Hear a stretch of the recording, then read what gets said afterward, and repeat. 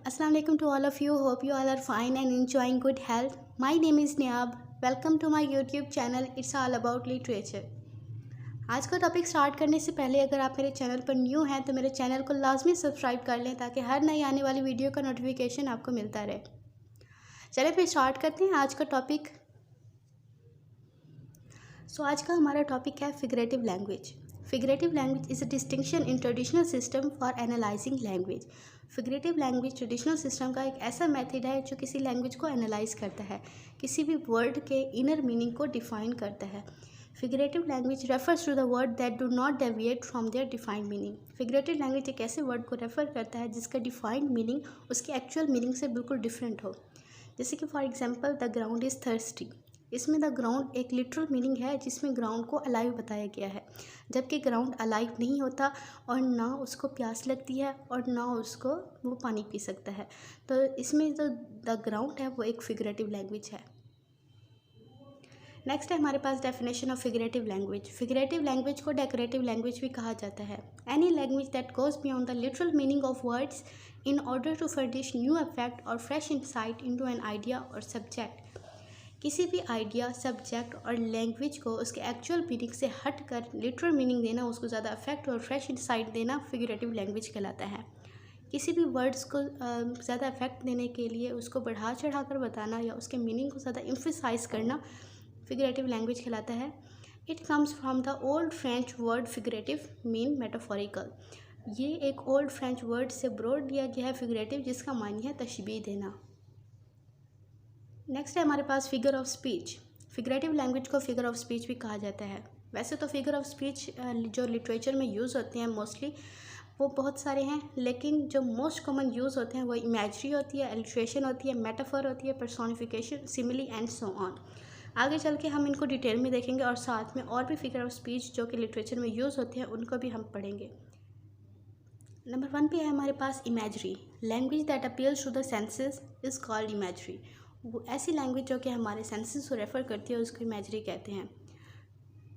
हमारे 5 सेंसेस होते हैं: saying, touching, hearing, smelling and testing. In senses को यूज़ करके जब हम नॉवेल्स पढ़ते हैं, पोइट्रीज़ पढ़ते हैं, तो जो हम अपने सेंसेस की तरह फील करते हैं उसको इमेजरी कहते हैं। For example, it was dim and dark in the forest. मतलब जंगल में बहुत ज़्यादा अंधेरा था। अंधेरा क्योंकि हम आंखों से देखते हैं तो इसमें विजुअल इमेजरी का इस्तेमाल हुआ है। नंबर 2 पे है simile. A figure of speech which involves direct comparison between two unlike things. ऐसी फिगर ऑफ स्पीच जो कि दो मुख्तलिफ चीज़ों में कंपैरिजन करे उसको सिमिली कहते हैं। Usually with the word like और एस। लाइक और एस का जिसमें इस्तेमाल किया जाए।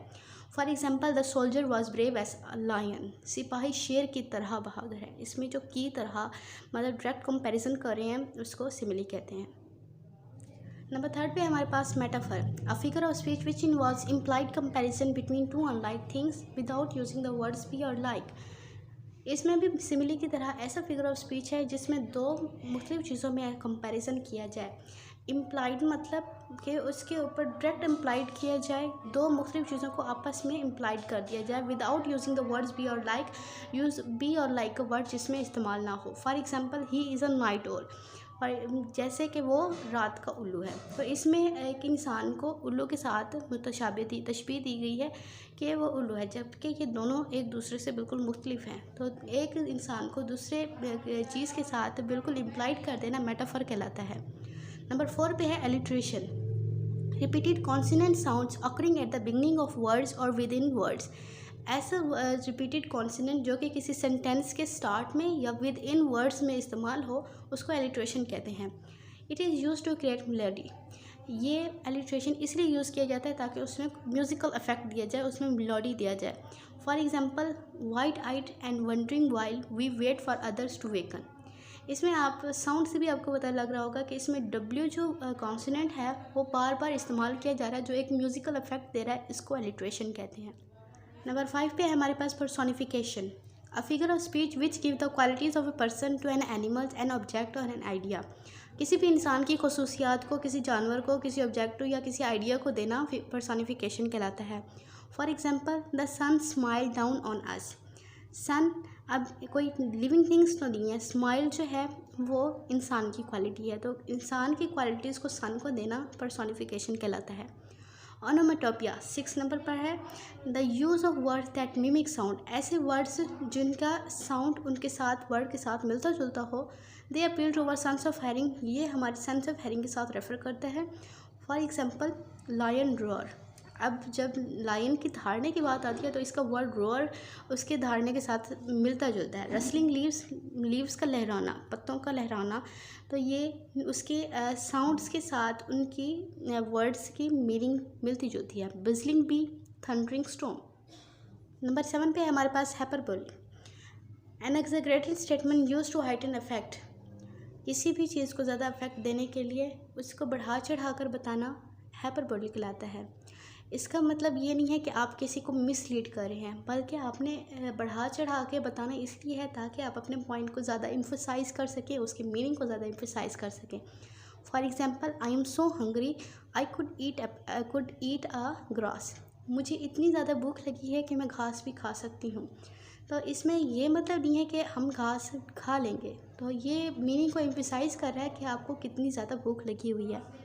नंबर 8 पे है allusion, a cross reference to another work of art and also a cross reference to a history, किसी भी चीज़ को हिस्ट्री के साथ रेफरेंस देना allusion कहलाता है।